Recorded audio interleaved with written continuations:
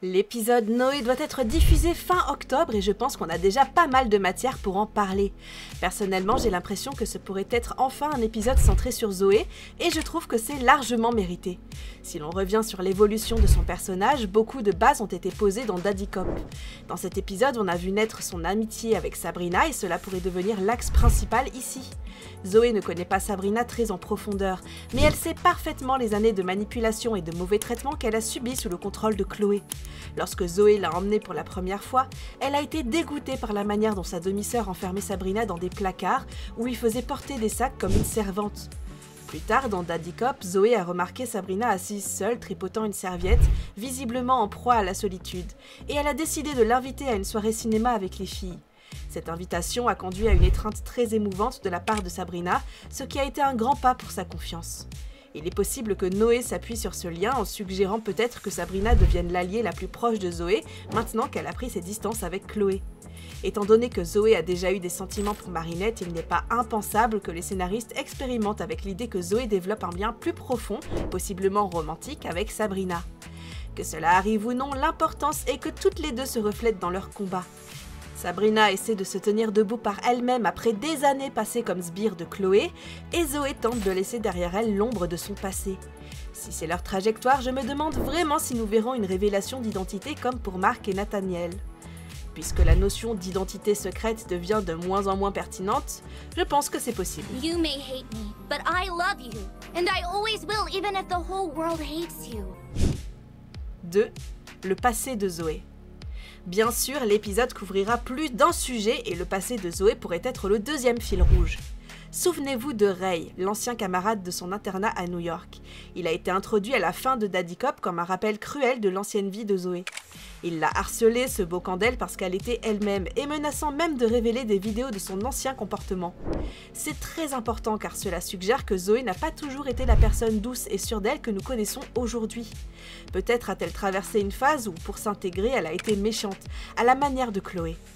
Si Noé remet Ray sous les projecteurs, on pourrait le voir dévoiler ce côté plus sombre du passé de Zoé à ses nouveaux amis, la forçant à confronter celle qu'elle a été. Après cette révélation, ses amis pourraient être déçus, ce qui la laisserait isolée et triste. Cela pourrait se relier directement à son lien avec Sabrina, parce que Sabrina sait aussi ce que ça fait de regretter d'avoir été l'ombre de quelqu'un d'autre. Si Zoé admet qu'elle a aussi commis des erreurs et a peut-être harcelé d'autres personnes, cela pourrait renforcer encore davantage sa connexion avec Sabrina. Mais si la révélation se fait de manière brutale, cela pourrait briser Zoé pendant un moment, la menant à une véritable chute émotionnelle. Imaginez ses camarades commencer à douter d'elle, croyant les paroles de Ray. Cela toucherait la plus profonde insécurité de Zoé. La peur que quoi qu'elle fasse, les gens la voient toujours comme une copie de Chloé. Dans ce cas, Sabrina pourrait être la seule à rester à ses côtés, lui rappelant que les gens peuvent changer et que Zoé a déjà prouvé qu'elle était différente. Are you through? This is all just part of my plan. 3. Le retour de Chloé. Le troisième grand axe de Noé pourrait être le retour de Chloé. On sait qu'en saison 5, elle a touché le fond.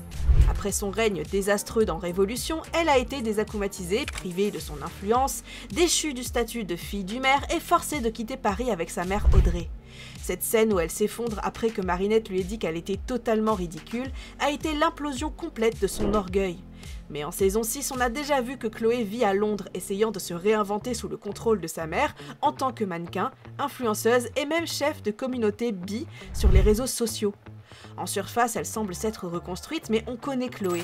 Cette rancune envers Ladybug, envers Marinette, brûle toujours au fond d'elle. C'est pourquoi je pense que Noé pourrait marquer le début de son retour à Paris. Elle pourrait supplier ou manipuler sa mère pour la laisser revenir. Ou peut-être Cerise elle-même orchestrera ce retour, sachant qu'elle peut à nouveau utiliser Chloé comme un pion. Si Chloé revient, cela bouleversera complètement le cours de la saison. Dites ce que vous voulez, mais Chloé est un personnage qui crée toujours du conflit. Elle est impulsive, émotive, égoïste, mais c'est précisément pour cela qu'elle est divertissante et imprévisible. Sa présence compliquerait aussi l'intrigue de Zoé, car Zoé a enfin commencé à construire une vie sans l'ombre de Chloé au-dessus d'elle.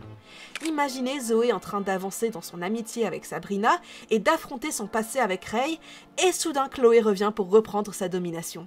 Ce serait déchirant et dramatique, surtout si Chloé tente encore d'arracher à sa demi-sœur quelque chose de précieux. Et cela nous mène directement au quatrième point possible de Noé, Chloé en action.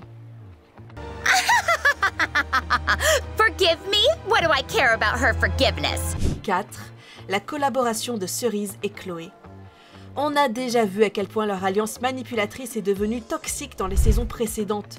Chloé admirait la ruse de Cerise, l'appelant même sa nouvelle meilleure amie, et Cerise l'utilisait exactement comme un pion. Leur alliance s'est brisée dans Révolution lorsque Cerise l'a abandonnée pour voler l'ordinateur portable de Tomoe. Mais elles ont clairement des comptes à régler. Maintenant que Cerise est Chrysalis, la nouvelle détentrice du Miraculous du papillon, elle pourrait voir en Chloé la partenaire parfaite. Quelqu'un qui a soif d'attention, d'influence et de pouvoir, mais aussi facilement manipulable. Chloé pourrait vouloir se venger de Paris et de Ladybug, et Cerise pourrait lui offrir exactement cela. C'est une alliance toxique mais réaliste. Le plus dangereux, c'est qu'avec l'ambition de Chloé et l'intelligence de Cerise, elle pourrait provoquer un chaos que Gabriel n'aurait jamais osé imaginer. La cible la plus probable de nouveaux plans de Chloé, c'est Zoé, et plus précisément le Miraculous de l'abeille. On sait que Chloé a toujours détesté Vesperia sans même savoir qu'il s'agit de sa demi-sœur.